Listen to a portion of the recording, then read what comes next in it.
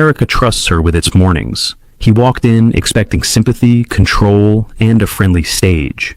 What he didn't expect was that warmth would not survive his arrogance. By the time the cameras cut, one question would remain for millions of viewers. Did Prince Harry just talk himself out of the most welcoming studio in television? The Today Show, sit-down studio, was designed to feel like safety.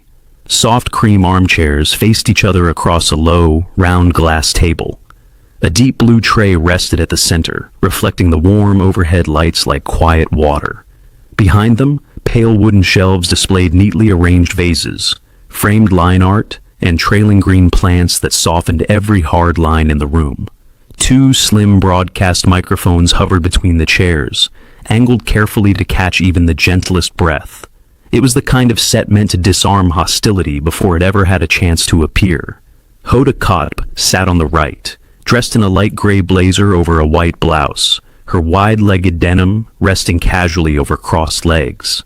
She inhaled slowly, centering herself the way she had thousands of times before. The red camera light flicked on. "Good evening, everybody," she began warmly. "Tonight, we're doing something a little different. No panel, no studio audience, just a one-on-one conversation."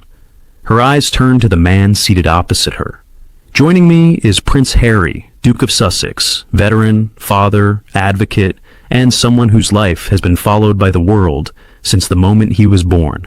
Harry sat upright in his chair, wearing a black knit sweater over a crisp white shirt, beige trousers neatly pressed. His posture was composed, but his jaw was already tight. He didn't smile for the camera. He gave a short nod instead. "Evening," he said. Hoda's smile remained steady. "We're glad you're here." Harry replied softly. Non-committal. The cameras rolled. Hoda folded her hands gently on her knee. "You've been living in California for several years now. When you wake up in the morning there, sunlight, the kids, the quiet, does it ever still feel surreal compared to your old life in London?" It was an open, generous question, the kind meant to ease a guest into personal reflection.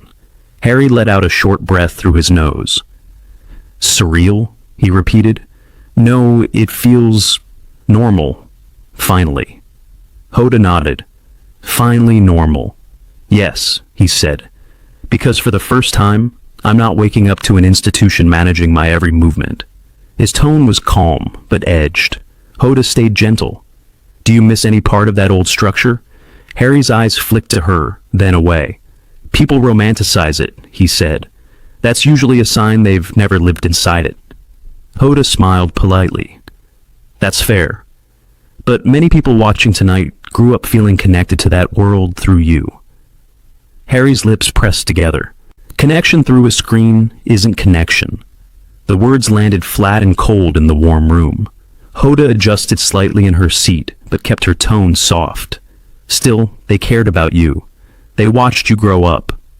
"Watching isn't the same as knowing," Harry replied. A faint tension crept into the air, not loud, not explosive, but unmistakable. Hoda shifted gears gently.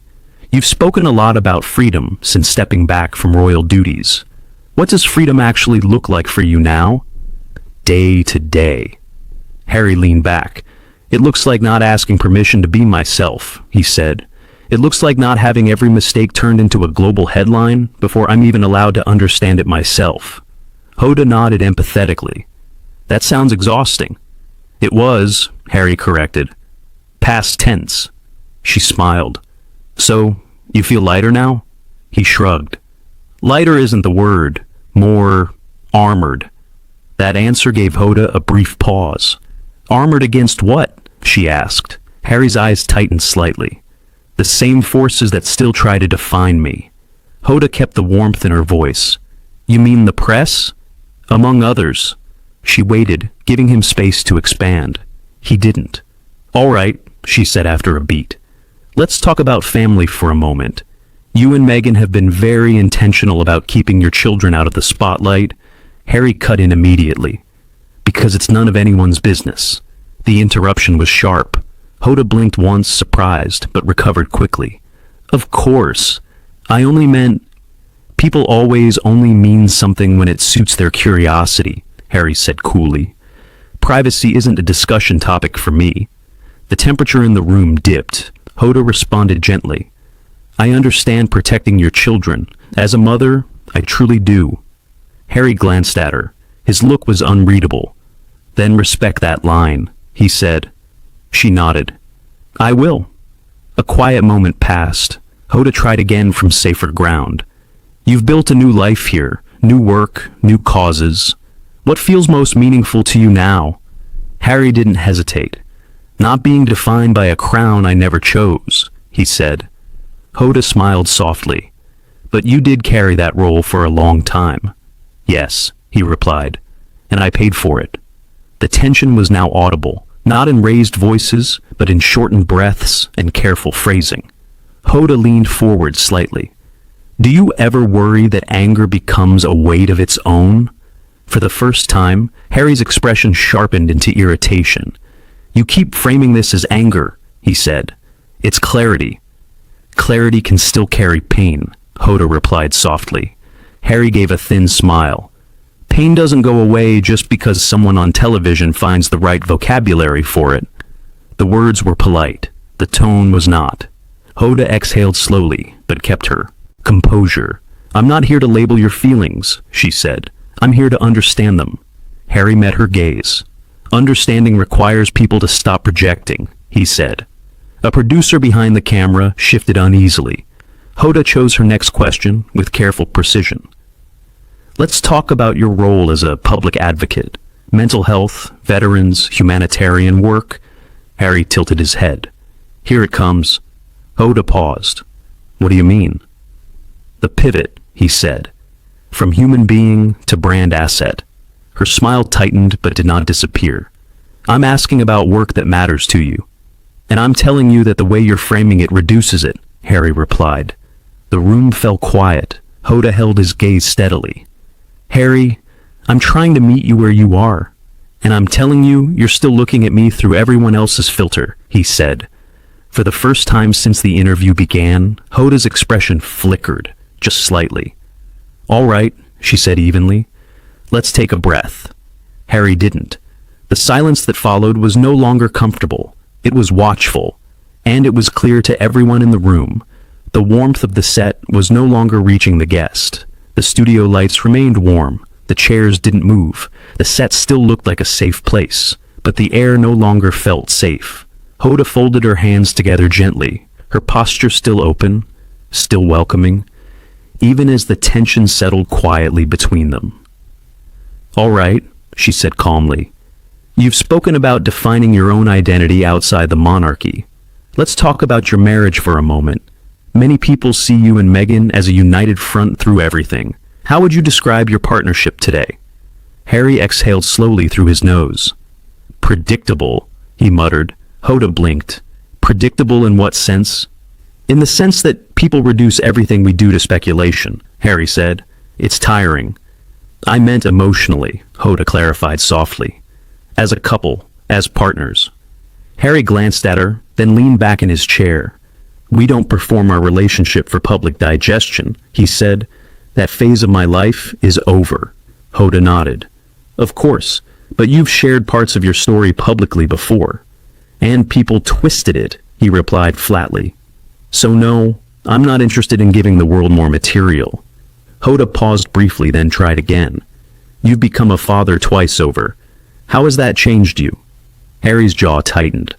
That question, he said quietly, comes with an expectation attached to it. What expectation? Hoda asked. That I'll suddenly become softer for the cameras, he replied. That I'll speak in sound bites about bedtime stories and bicycles. Her smile faltered for the smallest moment. I'm not asking for sound bites. Harry, I'm asking how fatherhood changed you. He studied her. It made me less patient with nonsense. The words were clipped, final. Hoda inhaled slowly.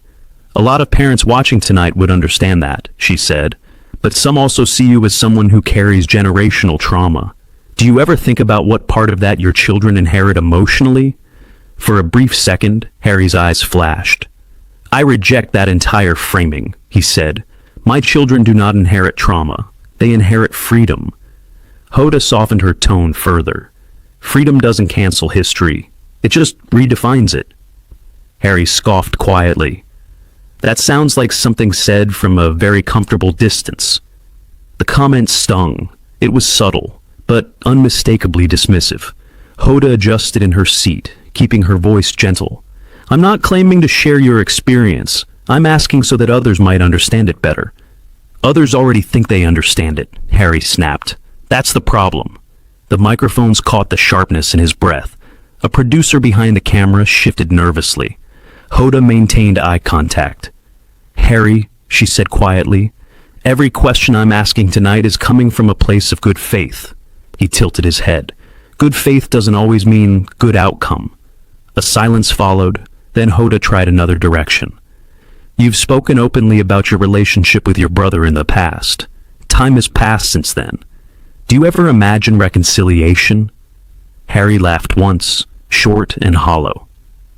You people love the word reconciliation, he said, as if families are interchangeable puzzle pieces. Hoda stayed calm. Families are complicated, but many siblings. This isn't a Hallmark movie, Harry interrupted. It's real life. The interruption landed harder this time. Hoda's smile thinned. I'm aware, she said evenly. Harry continued, voice colder. What people don't seem to accept is that walking away sometimes is the resolution. Hoda nodded slowly. And sometimes walking away leaves open wounds. Harry's eyes narrowed. Are you trying to therapize me on my own interview? The question was sharp enough to slice. Hoda leaned back slightly, a quiet defense in her posture. No, I'm trying to understand your truth. My truth isn't a communal exercise, Harry replied. The warmth of the set now felt decorative, no longer functional. Hoda took a breath. Let's talk about America then, she said. Your life here, your routines. What surprised you most? Harry shrugged. How transactional everything is. Transactional? She repeated. Yes, relationships, media, even questions, he said, eyes flicking meaningfully toward her. Hoda absorbed the implied jab without reacting outwardly. And yet you agreed to sit down tonight, she said, calmly. Yes, he replied. Because I still believe in selective conversation. A beat passed. Hoda's tone grew just a shade firmer. Then I hope we can make this one of those meaningful conversations. Harry looked at her for a long moment. So far, he said, it feels like you're digging for conflict disguised as curiosity. For the first time, Hoda's expression tightened noticeably. I'm not digging for conflict, she said. I'm asking questions that millions of viewers are wondering about. Harry leaned forward slightly. Then perhaps the viewers should learn to wonder less about other people's lives. The room froze. Even the cameraman paused his slow zoom. Hoda's voice remained calm, but something inside it had shifted. Harry, she said quietly, this is a conversation show. People tune in to hear answers. And I'm not obligated to satisfy them, he replied. Silence fell again, heavier this time. Hoda chose her next words carefully. You've spoken many times about being silenced in the past. Do you see the irony in refusing to speak now? Harry's eyes hardened instantly. That's a gross misrepresentation, he said. Then help me understand it, Hoda replied. Harry shook his head. You're still trying to control the narrative. And you're still resisting every question, she said softly. The truth of the moment hovered naked between them. For the first time, Harry didn't immediately respond. Instead, he leaned back in his chair, crossed his arms loosely, and stared at the floor for a few seconds. When he looked up again, his tone was colder than before. What exactly do you want from me tonight, Hoda? The question wasn't curious. It was confrontational. Hoda met his gaze steadily. I want honesty, she said. And I want mutual respect. Harry let out a faint, humorless laugh. Respect, he echoed. A quiet warning lived inside the word. The storm was no longer approaching. It had already begun. The studio no longer felt like a living room. It felt like a courtroom. The chairs were the same, the lights were the same, but every breath now carried weight. Hoda refined her posture, shoulders square, eyes steady. Years of live television had taught her how to stand inside discomfort without breaking. All right, she said calmly. Let's talk about the media. You've described your relationship with the press as adversarial, even traumatic at times. How much of that shapes the way you engage with interviews today? Harry didn't hesitate. Completely, he said. Every microphone is a weapon now. Every question a loaded one. Hoda nodded. Even mine? He looked directly at her. Especially yours, he said. The control room went silent. Hoda barely blinked. Why? Because you come wrapped in kindness, Harry replied. You disarm people with warmth. Before you dissect them. Her jaw tightened slightly. I'm not dissecting you, she said.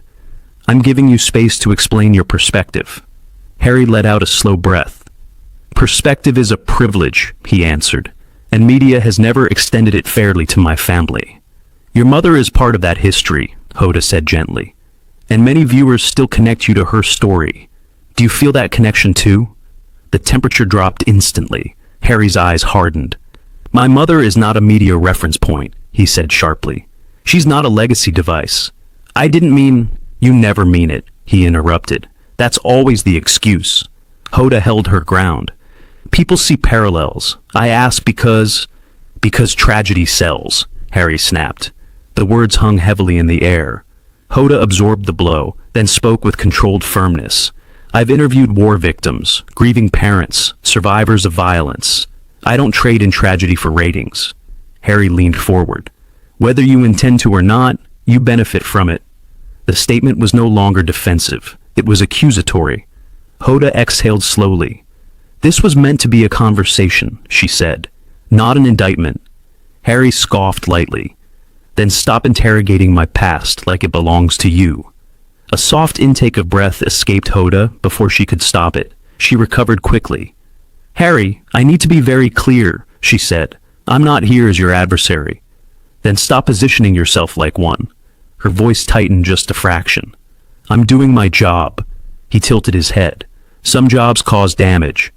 The studio was frozen. No shifting, no whispered instructions. Even the lights felt too bright now. Hoda leaned forward slightly. Let's talk about responsibility, she said. You've spoken about accountability for institutions, for the press, for the public. Do you believe public figures also carry accountability in how they speak? Harry's lips curved faintly. Accountability to whom? To the people who listen, she replied. They listen selectively, he said. They hear what fits their bias. And do you? Hoda asked. The question was quiet, but it landed loudly. Harry narrowed his eyes. You've just stopped being neutral. Hoda met his gaze. I stopped pretending this is one-sided, she said. A ripple of tension moved through the crew. Harry leaned back, arms crossing. Let me ask you something, he said. If I had walked in here tonight smiling, nodding, agreeing with everything, would this interview feel easier to you? Hoda considered. Easier? Yes, she said honestly. More honest? No. Harry gave a low laugh. So you'd prefer conflict? I prefer clarity. He shook his head. Clarity is just conflict dressed up for daytime TV. Now Hoda's tone hardened. You've turned every question into a battle, she said. Not because of what I'm asking, but because of how you're choosing to hear it. Harry pointed subtly toward her. And you've turned yourself into a moral referee. The accusation stung visibly. Hoda straightened. This conversation is unraveling because you're attacking intent rather than answering substance. And you're protecting tone rather than truth, he shot back. The room felt electrically charged. Hoda paused, a long pause. When she spoke again, her voice was steady, but the warmth was fading. Let's talk about your public image, she said. You're seen alternately as a victim, a rebel, a traitor, a survivor. How do you see yourself? Harry smiled thinly. As someone who doesn't need labels from strangers? But the labels follow you, she said, whether you want them or not. Because people are obsessed, he replied, with royalty, with downfall, with narratives. And with you, Hoda added. His eyes flashed. They're obsessed with what they want me to represent, not with who I am. Hoda softened just slightly. Then tell them who you are. Harry paused. For just a second the arrogance flickered. Then the wall snapped back into place. I don't owe them access. Hoda inhaled carefully. You don't owe them access, she agreed. But you did come on television tonight. He stared at her. And I am regretting that decision in real time. The words cut. Hoda flinched, barely, but enough to be seen. This was not meant to be an ambush, she said quietly. And yet it feels like one. Hoda leaned back. You're not under attack, Harry. He leaned forward. Then why do I feel judged in every sentence? Because you're responding to memory, not to me, she said gently. That was the moment the line was truly crossed. Harry's face tightened. Do not psychoanalyze me on your show. I'm not analyzing you, she replied. I'm responding to what's unfolding right now. He shook his head slowly. You're trying to corner me emotionally. And you're refusing to engage humanly, she said. The truth struck like impact. The silence afterward was almost violent. Harry looked away for the first time all night. The camera held the shot. 5 full seconds passed. Then he spoke, colder than before. This interview was a mistake. Hoda's heart sank, but her voice remained composed. We still have a few minutes left. His eyes snapped back to hers. No, he said. You have a few minutes left. I'm done being dissected for polite outrage. Hoda stiffened.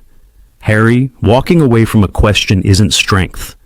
And inviting someone into a room under false pretenses isn't kindness, he replied. She inhaled sharply. False pretenses? She repeated. You sold this as a conversation, he said. It's been judgment dressed as empathy. Hoda was silent, for the first time too long to hide. The audience at home could feel it. This was no longer a tense interview.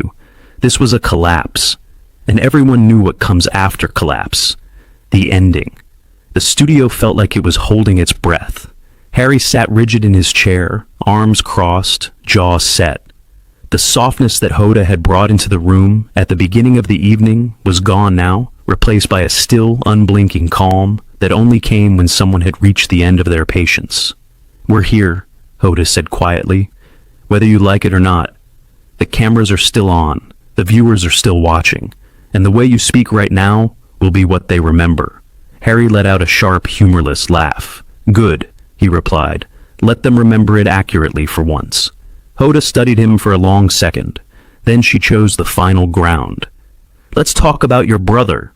The word landed like a match. Harry's head snapped up. No, hear me out, she said firmly. Your relationship with Prince William has been described as fractured, distant, even hostile. Many people watching tonight grew up watching the two of you together. Do you believe there will ever be reconciliation? Harry's eyes darkened. You people, he said coldly, cannot let the fairy tale die. This isn't about a fairy tale, Hoda replied. It's about family. My family, he snapped. Not yours, not the public's. But it was made public the moment you chose to talk about it, she said. Harry leaned forward, voice sharp and disdainful. And you chose to profit from it. The accusation hit harder than any before. Hoda's expression changed, not anger, not shock, disappointment. I've spent my career sitting with people in pain, she said quietly. I've held the hands of parents who buried children. I've listened to victims who survived the unspeakable. I don't profit from pain, Harry. I try to give it dignity. Harry scoffed. Dignity doesn't come from studios and sponsors. It was the last straw. Enough, Hoda said. The single word cut through the room like glass. Harry stopped mid-breath. For the last hour, she continued, you have dismissed every question, insulted the audience, reduced this set to a battlefield, and treated me like an enemy for simply doing my job. I never asked for this setup, he fired back. You accepted the invitation, Hoda replied, and you walked into this room, knowing where you were. Harry stood up abruptly. This is exactly what I'm talking about, he said. You provoke, then you moralize. Hoda rose as well, not in anger, in authority. No, she said, voice steady and unmistakably firm. What you're doing is lashing out at anyone who doesn't confirm your version of the world, and you are no longer speaking with respect. Harry shook his head in disbelief. You're judging me now? I'm setting a boundary, she answered. The room went silent. Producers froze. Camera operators held their frames. Even the lights seemed too bright against the stillness. You don't get to come on to this show, Hoda said, demean the people in it, weaponize pain, and then accuse everyone else of cruelty. Harry laughed sharply. So, now I'm the villain. That's not what I said, she replied, but I am saying this interview is over. Harry blinked. What? Hoda turned slightly toward the main camera.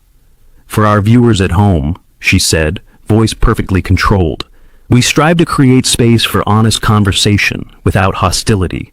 Right now, that's no longer possible. She turned back to him. Harry, I'm asking you to leave the set. The words echoed like thunder. The control room erupted in stunned whispers. Harry stared at her in disbelief. You're kicking me off the Today Show? I'm ending the interview, she said, for the sake of everyone in this room. Harry's face flushed with fury. This is censorship. No, Hoda replied calmly. This is consequence. He stood frozen for a moment, fists tightening at his sides. Then he grabbed his jacket from the chair. Enjoy your sanitized little world, he muttered, where difficult voices aren't welcome. Hoda didn't raise her voice. Difficult voices are always welcome, she said. Disrespect is not. Harry turned and walked off. His footsteps echoed across the studio floor. Sharp, fast, final, the cameras cut away.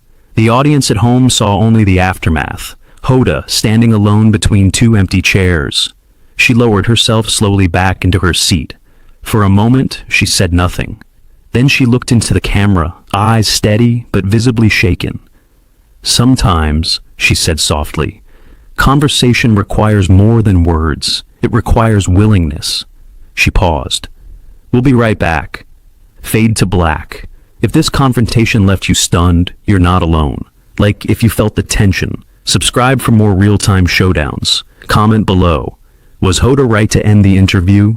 The next story is already waiting.